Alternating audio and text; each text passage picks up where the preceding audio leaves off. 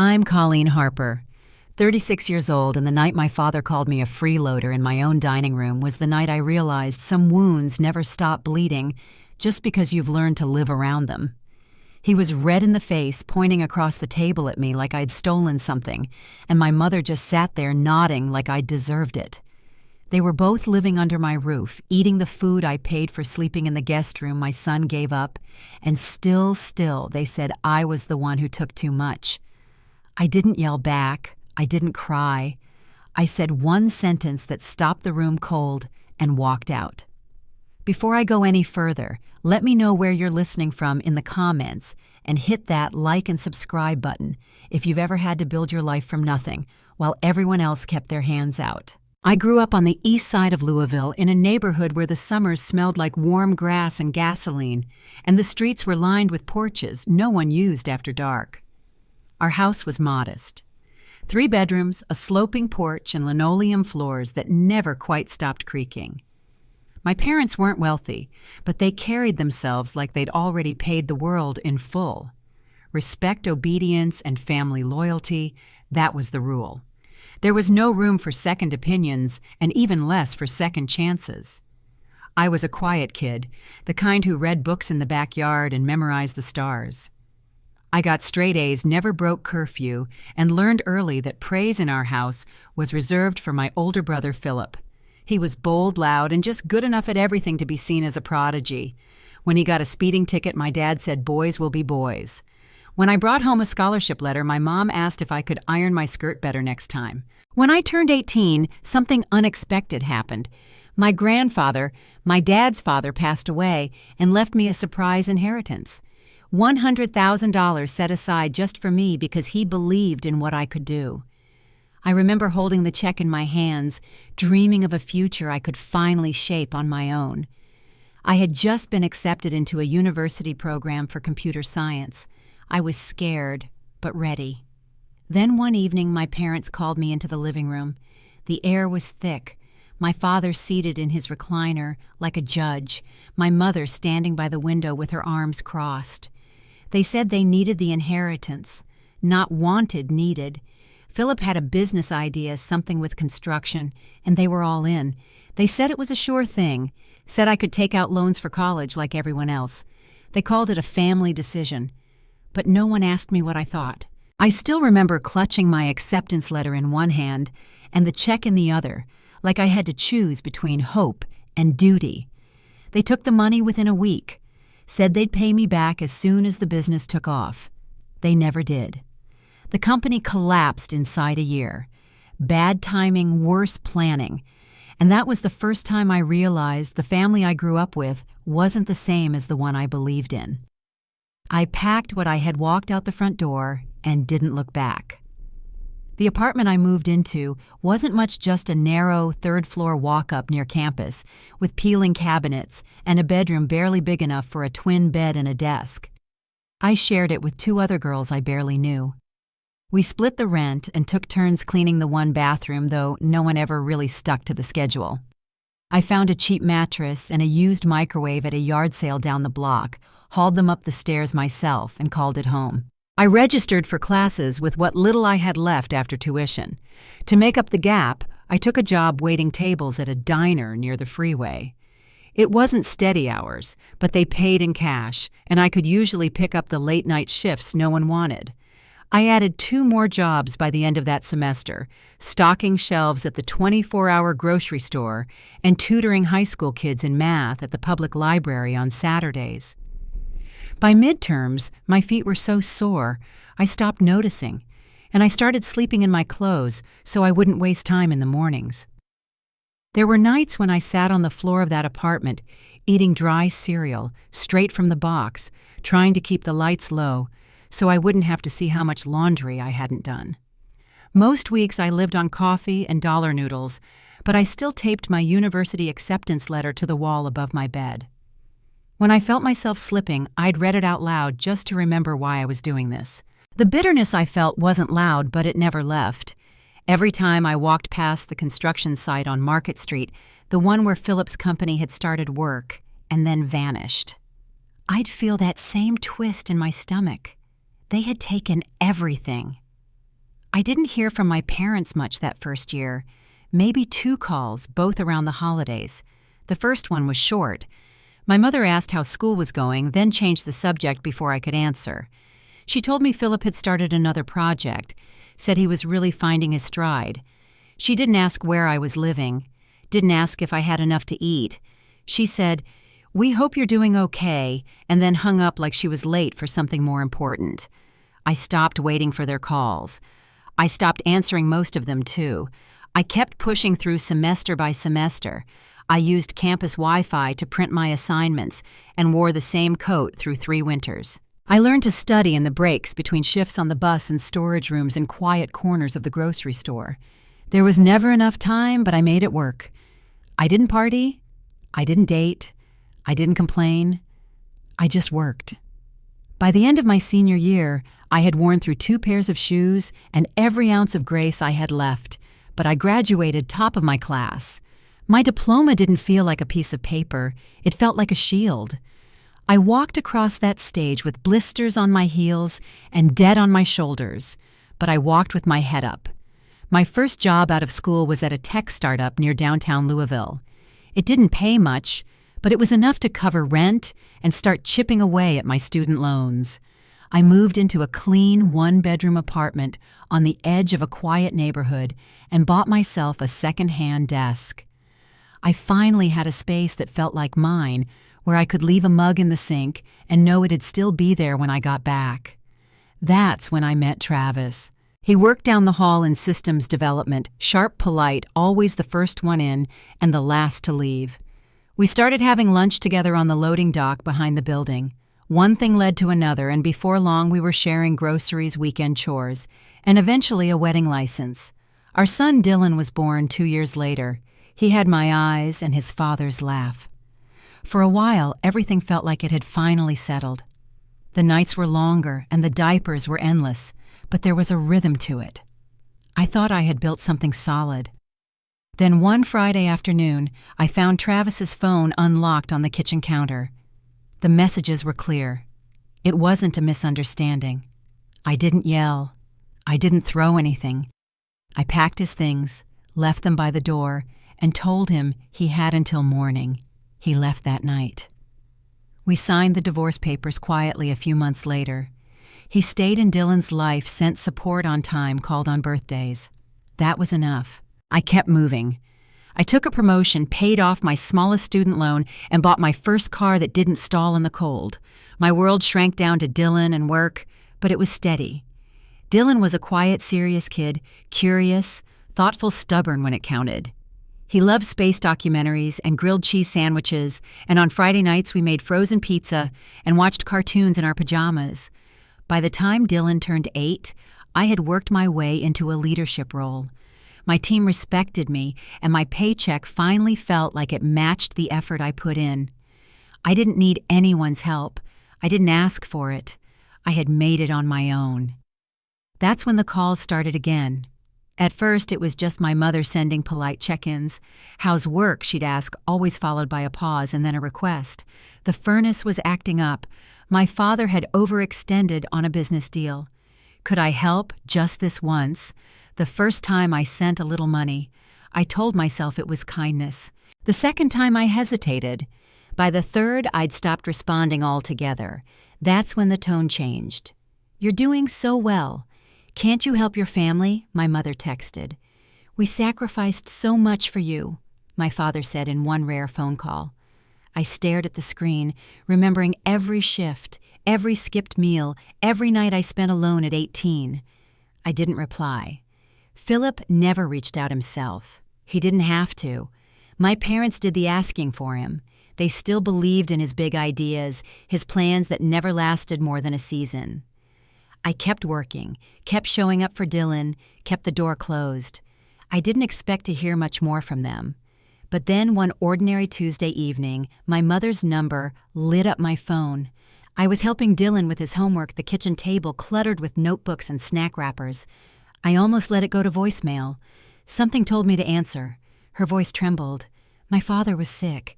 Something with his heart. The bank was about to foreclose. They were $300,000 in debt. I didn't say yes. I didn't say no. I told her I'd think about it. That night, I sat in the dark long after Dylan had gone to bed. I turned the words over in my head, wondering if I could face them again without losing everything I'd fought for. And by morning, I knew I had to go back. I flew into Louisville on a Thursday. The clouds were low and the wind had that sharp edge it gets right before spring fully settles in. From the gate, I moved on autopilot baggage claim rental car highway signs that hadn't changed since I was a teenager. But the closer I got to that neighborhood, the heavier everything felt. The house looked smaller than I remembered. The paint on the porch rails was peeling and the front lawn was patchy, a garden hose coiled in a frozen loop by the steps. I sat in the car for a full minute before getting out. The air smelled like wet leaves and motor oil. When I finally rang the bell, my mother answered. She didn't look surprised to see me. "Thank you for coming," she said, stepping aside. Her voice was calm, almost careful. I nodded and walked in. The hallway creaked under my feet just like it used to. The picture frames were all in the same place as family portraits, school photos, a faded wedding shot from the early '80s. I noticed a stack of unopened mail on the hall table and a faint smell of dust in the air. My father was in the living room. He looked older, thinner, but the sharpness in his eyes was still there. He didn't say much, just nodded from the recliner and mumbled something about his heart. I sat down across from him, hands folded in my lap. That evening my mother made coffee and laid everything out on the kitchen table. She said the bank had given them notice. The loan was $300,000 past due. Foreclosure was underway. She asked if I could speak to someone at the bank, maybe use my job title to open a door. Then she said what I knew was coming. "You could help Colleen. You have the means." I didn't answer right away. I said I'd need time to look over the paperwork, and I meant it. I stayed the night in my old room, though it didn't feel like mine anymore. The walls were bare now. My old desk had been replaced by stacked boxes full of Philip's business flyers and unopened packages.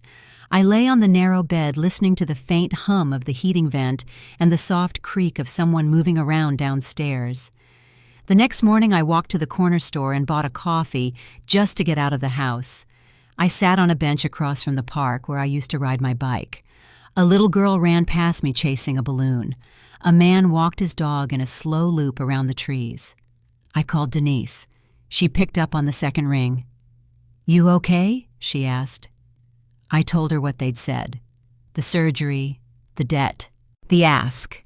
She was quiet for a moment, then said, "You know where this is going." "I do," I said. "Are you going to give them anything I don't know yet? Then don't let guilt be the reason if you do." I thanked her and hung up. The wind had picked up. I zipped my jacket and walked back slowly, cutting through a back alley just to stall. That night, my mother suggested a family dinner, just the three of us. She said it might help clear the air. I agreed mostly because I wanted to see what they'd say with all of us at the table. But when I came down the stairs the next evening, I saw a 4-plate set, not 3. I knew before I asked. Philip walked in late wearing a navy blazer and carrying his usual smirk. My mother greeted him with a warm hug and an extra scoop of mashed potatoes. My father barely looked up. I sat at the far end of the table across from him. The first few minutes were polite. My mother chatted about the neighbors. Philip launched into a new idea, something about flipping houses in up-and-coming markets. He used phrases like scaling equity and growth leverage, but never gave details. I nodded, chewing slowly. Then my father spoke. "Colleen, we need to talk about the house," he said, setting down his fork. I kept my eyes on him. "I know," I said. "You told me already." My mother jumped in. "You're doing well. You make good money. You could help cover at least part of the debt." Philip leaned back in his chair. $200,000 isn't much for someone in your position," he added. I set my fork down and looked at each of them. "That's a lot of money," I said. "I have a child, a mortgage. I've worked for everything I have. Why is this on me?" My father leaned forward, his voice cold. "We gave you everything. You think you got here on your own." Philip laughed under his breath. "You're not the only one who's had to work, Colleen." That's when my mother said it. "You and your son are just freeloaders." She said it quietly, like it was the most natural thing in the world. I froze. The word hung in the air, thick and mean. I stood up slowly, chair legs scraping the floor. "Don't talk about my son," I said. My father raised his voice. "Show some respect." I looked him in the eye. "You want respect? Then act like parents." Philip opened his mouth, but I cut him off. "You've coasted through life letting them clean up your messes. Don't talk to me about sacrifice." My mother pointed her fork. "You owe us." "No," I said. "I don't." The room went quiet. I looked at all three of them and said, "I'm done."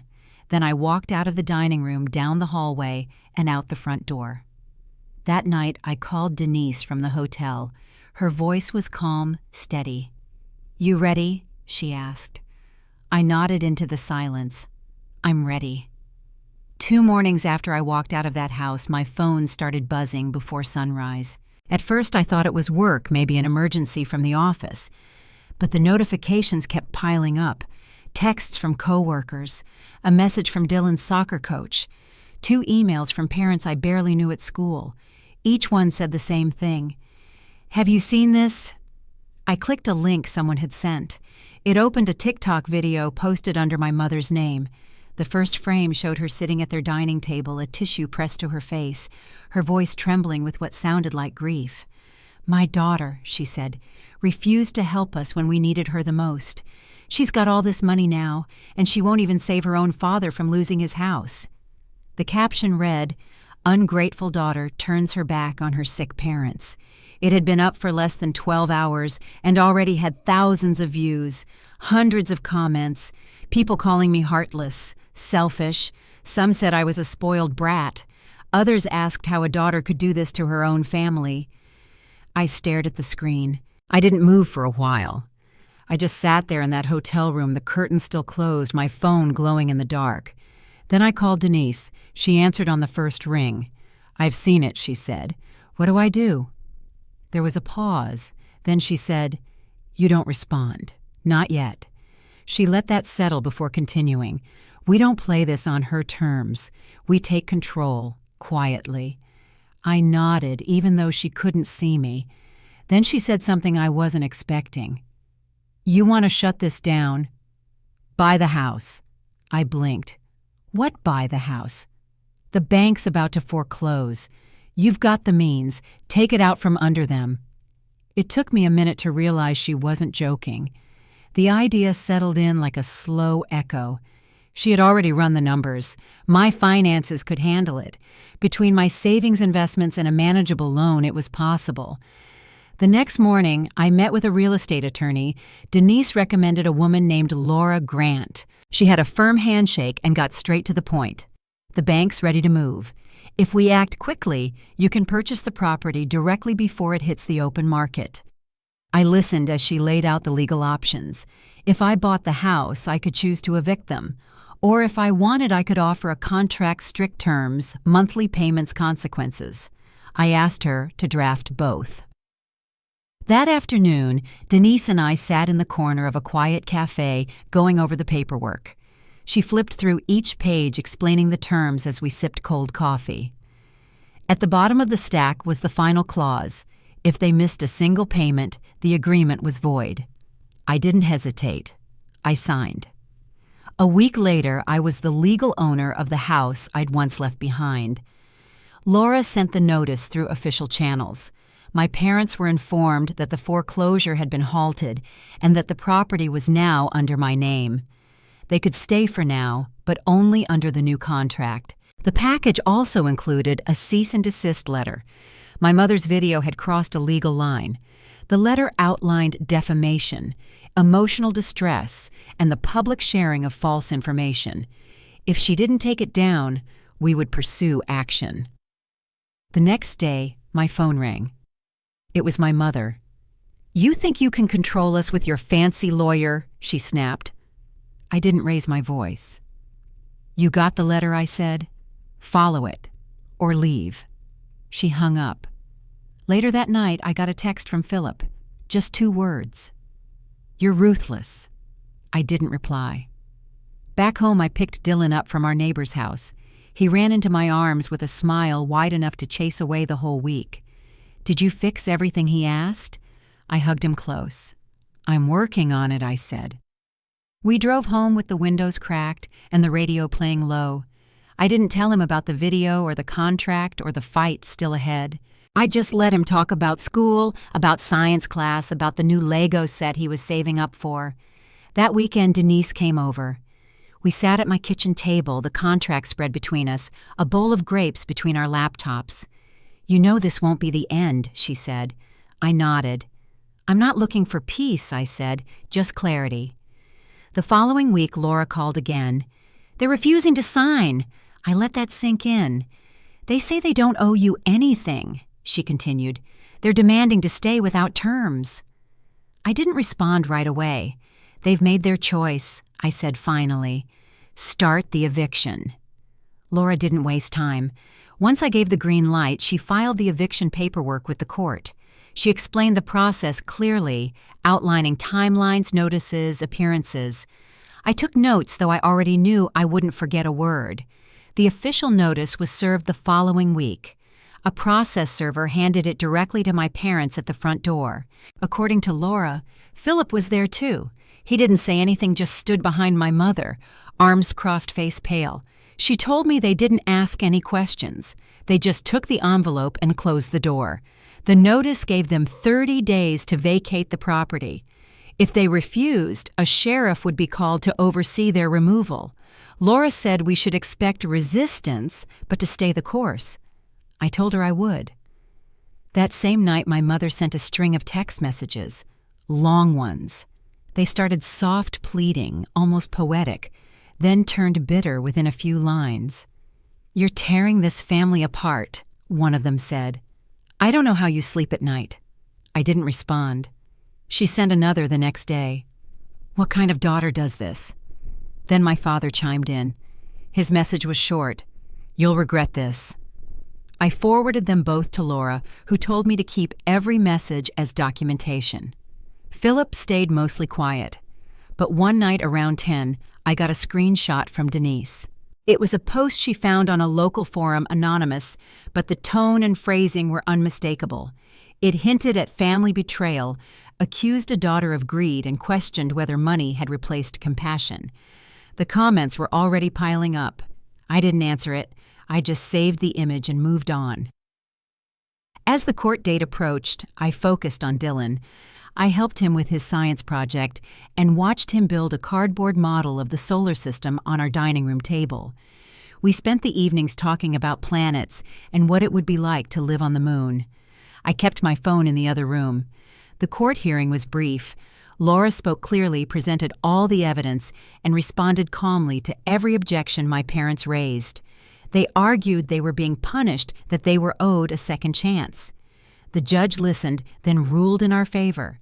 They had 7 more days to vacate. I didn't go to the house that week. I let the process play out. On the 8th day, Laura called with an update. They were gone. No sheriff had to be called. They packed up and left in the middle of the night. A neighbor later told me the moving truck arrived just before sunset and pulled away after dark. The house was quiet when I arrived.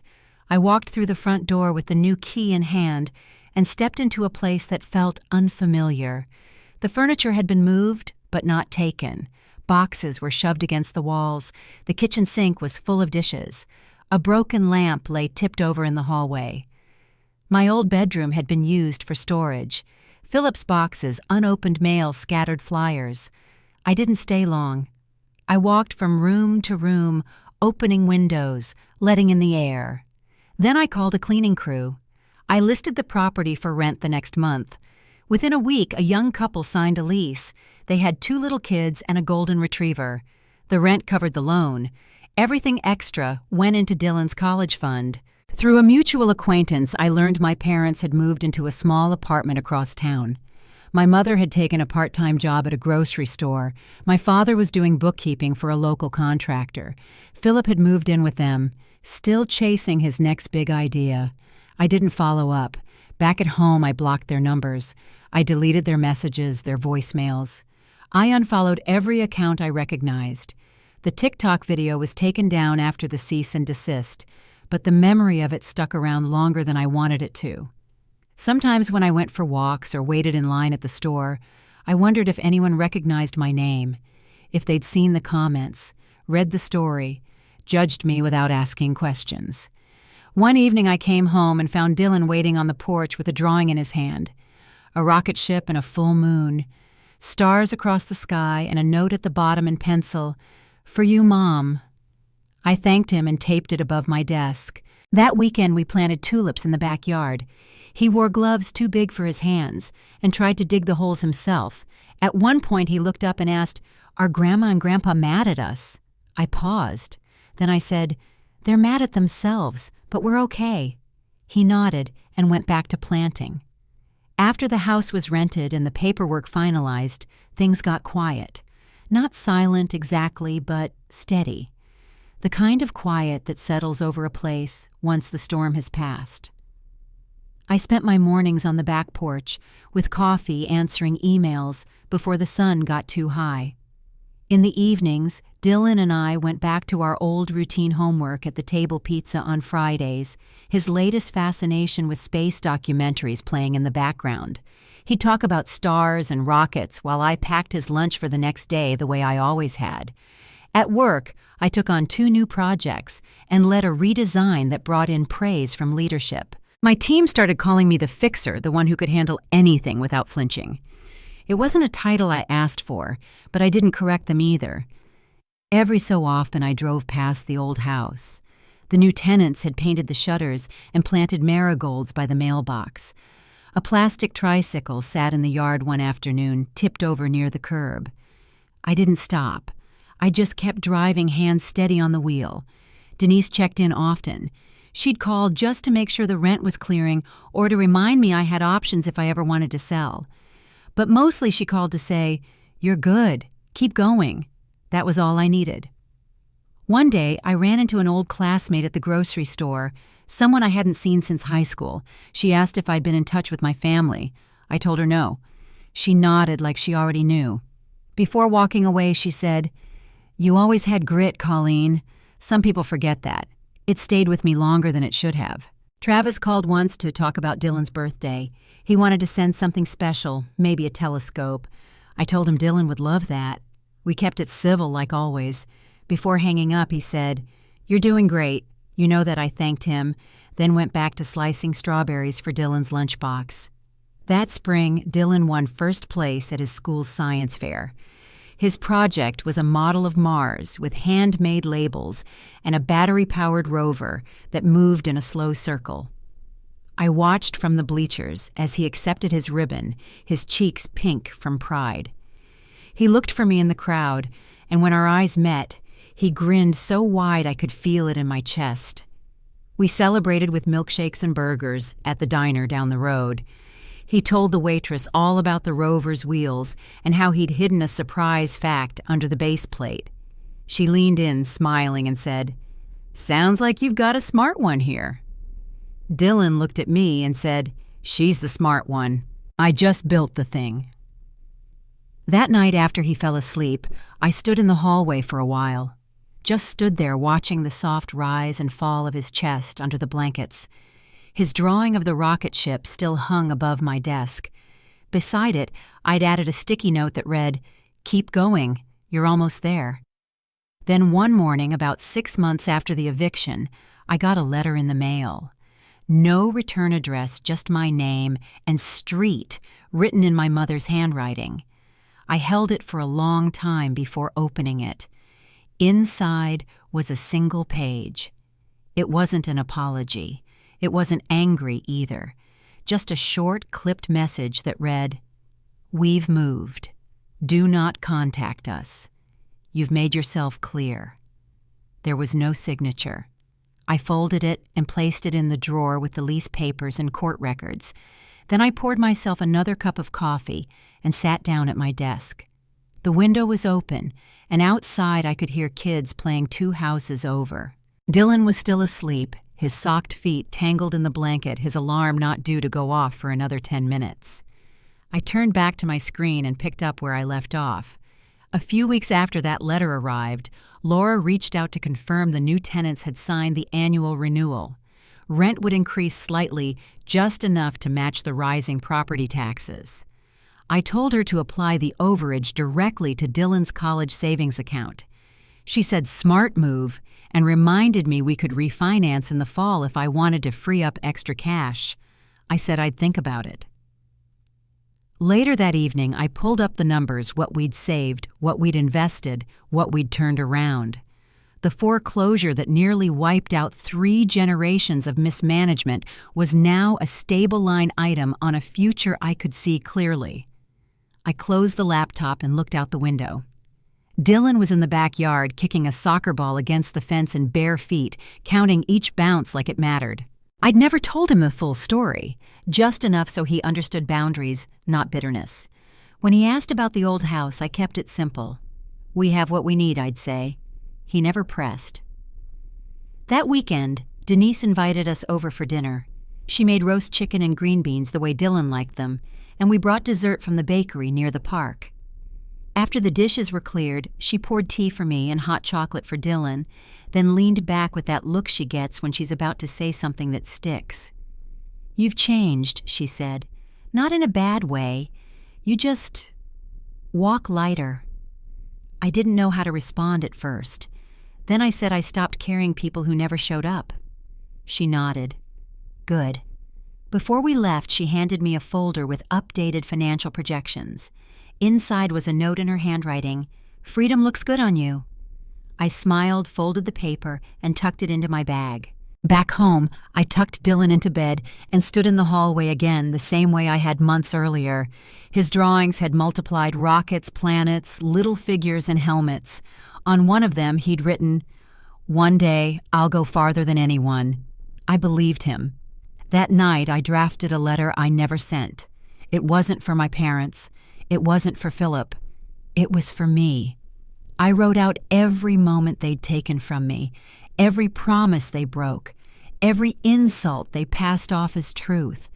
Then I wrote what I'd done in return, not out of revenge, but out of resolve. When I finished, I folded the paper, lit a candle on the kitchen counter, and burned it in a shallow dish until only ash remained. I opened the window, let the smoke rise, and didn't look back.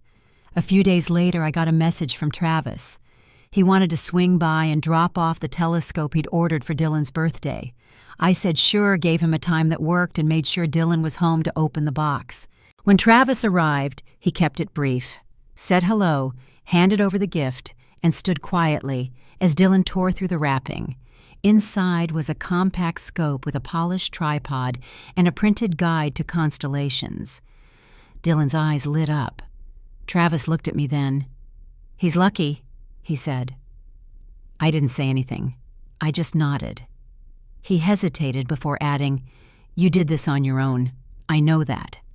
After he left, Dylan asked if we could set up the telescope on the porch. We spent the evening learning how to adjust the focus and track movement across the sky. At one point, he said, "Do you think Grandpa ever looked at the stars?"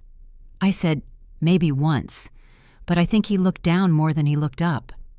Dylan didn't respond. He just went back to watching Jupiter shift across the lens.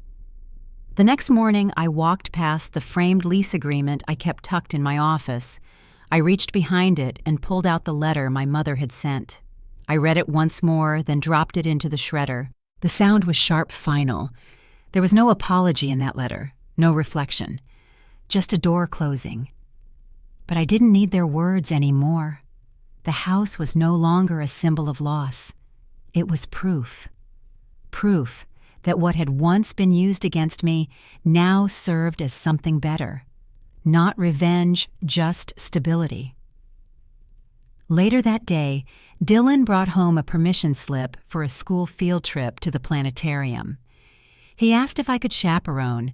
I checked the box and signed my name. Then I looked at the calendar and saw that his next school break was only a month away. I opened my laptop, pulled up flight prices, and started planning a short trip, just the two of us. Somewhere quiet, maybe near the mountains. Somewhere we could breathe without shadows following us. We ended up going to Colorado over Dylan's spring break. He picked it from a travel brochure at the library, something about the mountains, and the way the stars looked clearer at higher elevations. I found a quiet cabin a few miles outside Estes Park, with a wood stove and a little trail that wrapped behind the property. No TV, no cell service, just the sound of wind through pine trees and the crunch of snow under boots. On the third night, we made a fire and roasted marshmallows in the fireplace. Dylan sat curled up in a blanket, his new constellation book in his lap. He asked if I'd ever go back to the old house again. I told him no. "It's just a place," I said. "Our life is here, wherever we are together." He nodded, like that answer was enough. The next morning we hiked up to a clearing with a wide view of the valley. Dylan stopped and pointed out where Orion was still visible, even in the daylight. I looked out over the trees and thought about everything that had happened. The house, the trial, the eviction, the silence that followed. I didn't feel angry anymore. I didn't feel sorry either, just done, in a way that settled in my chest like a deep breath. When we got back home, I found one last message in my inbox. From a name I didn't recognize at first, someone who'd worked with Philip briefly on one of his failed ventures. The note was short. He'd heard about what happened, said he hoped I'd found peace. I didn't respond, but I saved the message anyway. I still don't know where my parents live now. I don't ask. I assume they're getting by in their own way. Philip probably still has his ideas, still makes plans he won't finish. That chapter's closed for me. Not out of spite, just necessity. Dylan's telescope now sits by the upstairs window. Some nights he'll call me in to see something new. Saturn's rings a meteor shower the curve of the moon at just the right hour. I always go. And I always stay a little longer than I planned. Denise and I talk almost every week. She still manages the rental, but these days we mostly talk about other things. Her garden, her sister's new grandchild. We're more than friends now. She's family in the way that word should mean something. She showed up when others walked away. She stood by me when I finally stood up for myself. That's what I've learned in all this. Blood doesn't make you family. Kindness does. Loyalty. Showing up for someone without expecting a piece of their peace. My parents never understood that. Maybe they never will. But Dylan will. He sees it in how we live now, in the small rituals, in the way we protect our joy and guard our peace. I may never get the apology I once wanted, but I got something better, freedom, and a future that belongs to us, not to the people who tried to write us out of our own story. If you've been listening this far, thank you. And if you've ever had to choose between your peace and someone else's expectations, just know you're not alone.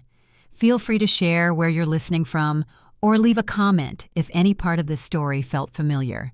And if it helped you breathe a little easier, I'm glad. We all deserve to write our lives in ink no one else can erase.